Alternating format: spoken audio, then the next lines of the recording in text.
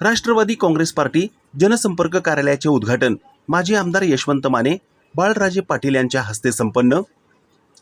दिनांक 2 ऑगस्ट रोजी कुरुल येथे लोकनेते बाबुराव अण्णा पाटील यांच्या जयंतीनिमित्त राष्ट्रवादी काँग्रेस पार्टी नूतन जनसंपर्क कार्यालय उद्घाटन माजी आमदार यशवंत तात्या माने, लोकनेते शुगरचे चेअरमन बाळराजे राजन पाटील यांच्या शुभहस्ते उपस्थितीत संपन्न.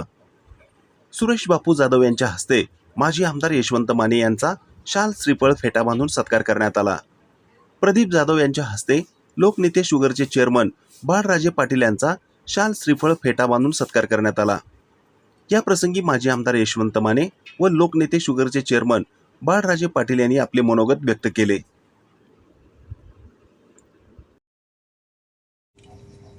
सगळ्यांच्या उपस्थितीमध्ये आदरणीय आमदार साहेबांच्या शुभहस्ते आज आपल्या या भागासाठी राष्ट्रवादी काँग्रेस पक्षाचं जनसंपर्क कार्यालय आज या ठिकाणी आपण सुरू केलंय. खरं तर जाधव सर, परिस्थिती बघा, तालुक्यामध्ये जनसंपर्क ठेवायला पाहिजे होता, तो आज संपर्क क्षेत्राच्या बाहेर आहे. आणि जरी खऱ्या अर्थाने संपर्क क्षेत्राच्या बाहेर राहायला पाहिजे होता, तो आज जनसंपर्क कार्यालयाचं उद्घाटन करतो. आज ही परिस्थिती आज या तालुक्यामध्ये गेल्या 6 महिन्यापासून ती आज बघायला मिळते. खरं आमदार साहेब, आपल्या या कुरुल गावाची भौगोलिक परिस्थिती आपण बघितली तर मोहोळ तालुक्याच्या अतिशय मध्यवर्ती बसलेले या ठिकाणी हे गाव म्हणलं तरी वावगं ठरणार नाही. आणि तालुक्यातलं बऱ्यापैकी सगळ्यात मोठं गाव म्हणलं सुद्धा कुरुलकर त्या ठिकाणी आपण बघितलं जातं. पण तुम्ही या तालुक्यामध्ये राजकारण करत असताना, समाजकारण करत असताना प्रत्येक गावामध्ये मी राष्ट्रवादी काँग्रेस पक्षाच्या माध्यमातून एक तरुण कार्यकर्ते, एक तरुण फळी आम्ही या तालुक्यामध्ये तयार करण्याचा त्या ठिकाणी प्रयत्न केला.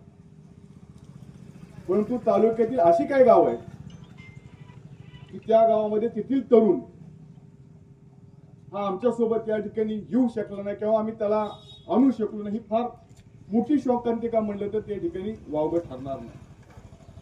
आणि त्या मोजक्या गावांमधलं कुरुल हे ठिकाणी गाव मला अनेक वेळा वाटायचं की बाबा मोठं गाव आहे, तालुक्याच्या मध्य ठिकाणी बसलेलं आहे, त्या गावातील तरुण आपल्या सोबत असला पाहिजे, आपल्या विचारासोबत असला पाहिजे, आपल्या पक्षासोबत असला पाहिजे. परंतु मला जसं पाहिजे होतं तेवढी तरुणांची ताकद या गावातून त्या ठिकाणी मला त्या ठिकाणी मिळत नसायची.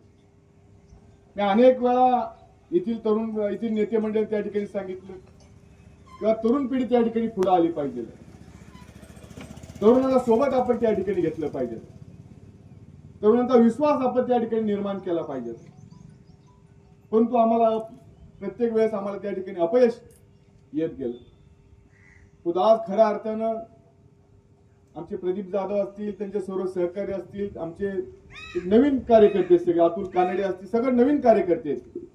आज त्यांना कुठल्याही राजकारणाचा गंध नाही, फक्त लोकनेते कुटुंबावर प्रेम करायचं म्हणून आपण कुठेतरी या तालुक्या गावामध्ये राजकारण करा म्हणून ही तरुण मंडळी आज या ठिकाणी पुढे आली.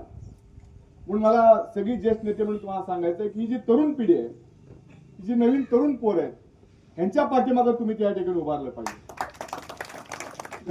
खूप मोठा निर्णय त्यांनी त्या ठिकाणी घेतलेला. जनसंपर्क कार्यालय उघडायचं म्हणजे सोपी गोष्ट नाही. कारण एखादं कार्यालय आपण सुरू केलं तर आपल्या गावातील शेतकरी असतील, गोरगरीब असतील, ही खूप अपेक्षेने या कार्यालयामध्ये त्या ठिकाणी येत असतात की आपलं काम या कार्यालयामध्ये गेल्यानंतर त्या ठिकाणी होऊ शकतं, आपल्या अडचण या कार्यालयामध्ये गेल्यानंतर ते आपण सोडू शकतो. कुठली अडचण असू द्या, पोलीस स्टेशनची असू द्या, तहसील कार्यालयाची असू द्या, ग्रामपंचायत असू द्या, कुठली अडचण असेल या कार्यालयामध्ये गेल्यानंतर ती माझी सुटू शकेल या अपेक्षा ही गोरगरिबांमध्ये त्या ठिकाणी निर्माण झालेली असते. म्हणून एखादं कार्यालय आपण सुरू केल्यानंतर त्या कार्यालयातून कामच त्या ठिकाणी झालं पाहिजे. खूप मोठं निर्णय, खूप मोठं धाडस या तरुण पोरांनी त्या ठिकाणी घेतलेलं आहे. म्हणून मला सगळ्या ज्येष्ठ नेते मंडळांना तुम्हाला विनंती करायची की तुम्ही त्यांच्या सोबत, त्यांच्या पाठीमागे तुम्ही त्या ठिकाणी उभा राहिलं पाहिजे. कारण ही तरुण पिढी आहे. आज एखादी निवडणूक लागली तर आताच्या काळामध्ये झेंडा लावायला सुद्धा आपल्या पक्षाचा कोण तयार होत नाही आमदार. ही वस्तुस्थिती आहे.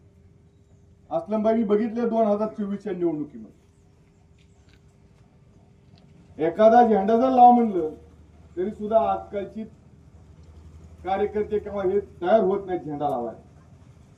पण तुम्हाला अभिमान वाटतो ही जी नवीन तरुण पोर आहे आज कुठे तर समाजकारणामध्ये राजकारणामध्ये काम करू इच्छितात.